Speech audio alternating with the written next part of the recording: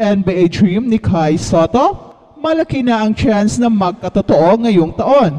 Ito'y nagiging makatotohanan dahil sa kanyang very impressive season sa Japan B-League at ito ang tanging dahilan kung bakit nag-iiba ang pananaw ng mga NBA teams sa kanya. Hindi ito all hype, nagsasabi lang tayo ng katotohanan na kung saan napakalaking tulong sa NBA dream ni Kai ang kanyang stint sa Yokohama B. Corsairs dahil napatunayan niya na hindi lang siya all hype kundi isang real talent na meron pang napakataas na potential.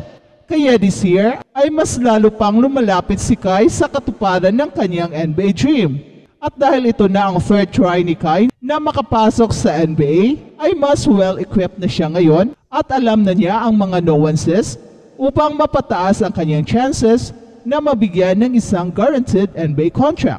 Siguradong maraming natutunan si Kai last year sa paglaro niya sa NBA Summer League na magagamit niya this year.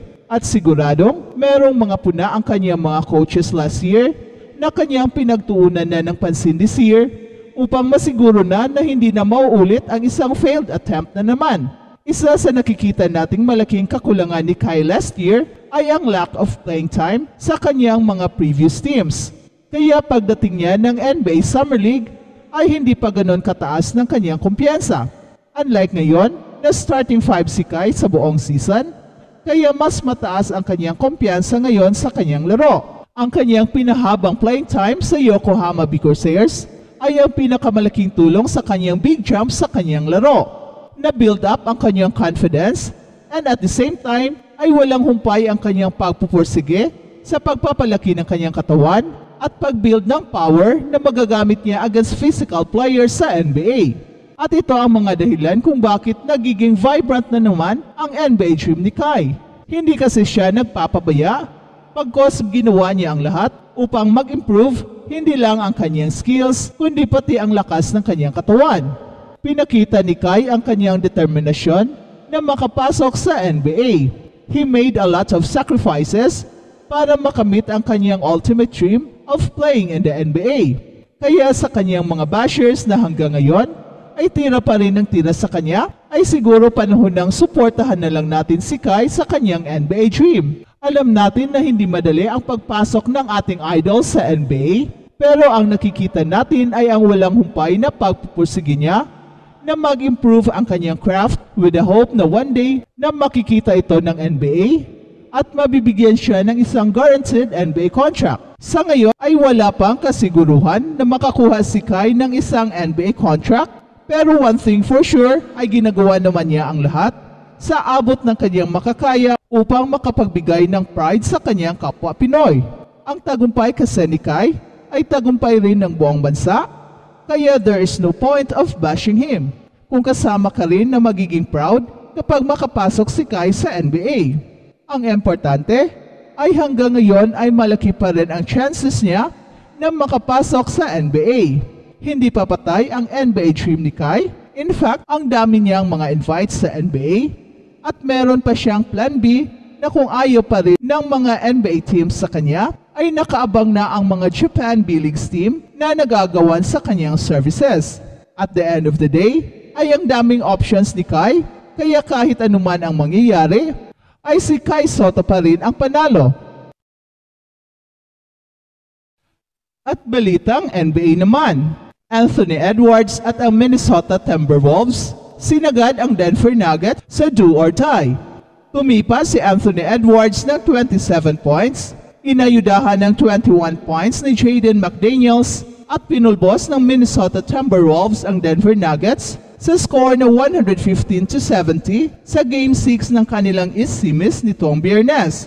Ibinuhol ng Wolves ang series sa 3-3 para mapuwersa ang do-or-die Game 7 sa Denver sa Lunes. Bumalik mula injury si Mike Conley at nagambag ng 13 points. Humablot ng pinagsamang 38 rebounds sina Rudy Gobert, Karl Anthony Towns at Naz Reid. At nalimitahan din ng Wolves si Nikola Jokic sa 22 points, 9 rebounds, 2 assists. Mula sa floor ay 9 of 19 at 0 for 4 sa tres ang NBA MVP. Overall ay 7 of 36 sa labas ng arc ang Denver Nuggets at natambakan mula 17 points sa dulo ng second quarter. Inalat sa 10 points mula 4 of 18 shooting ang backup ni Nikola Jokic na si Jamal Murray. Hindi rin nakatulong ang bench na na-outscore 36-9. May 12 points, 8 rebounds si Aaron Gordon. Ibinalik ni McDaniel sa basket ang sablay na tres ni Naz Reid sa halftime buzzer para sa 49-50 at lamang dito ang Minnesota Timberwolves. Anthony Edwards ayaw patalo, gusto pang maglaro sa Game 7. Buhay pa rin ang Minnesota Timberwolves sa playoffs sa pangunguna ni Ant-Man. Nakuha ng nasabing kupunan ang panalo sa Game 6 laban sa Denver Nuggets at dahil sa panalo na to, sasagad pa ang playoff series ng dalawang kupunan sa Game 7. Muling bumida sa panalo ng Timberwolves ang batang superstar na si Anthony Edwards at nakapagtala ito ng 27 points. Pati ang forward ng Timberwolves na si Jaden McDaniels ay merong ambag na 21 points. Sinabayan pa ito ni Mike Conley na may 13 points at si Karl Anthony Towns ay may 10 points and 13 rebounds. Ang Game 7 ay gaganapin sa home court ng Nuggets matapos nagpakita ng isa sa pinakamagandang opensibong laro sa kasaysayan ng NBA playoff.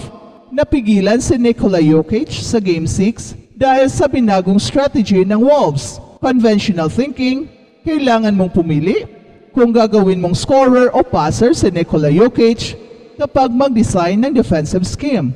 Matapos kanilang nakita sa Game 5 kasama ang mga criticism kay Rudy Gobert, ang 4 na beses na Defensive Player of the Year, malinaw na pinili ng Wolves ang huli o gawing passer itong si Nikola Jokic.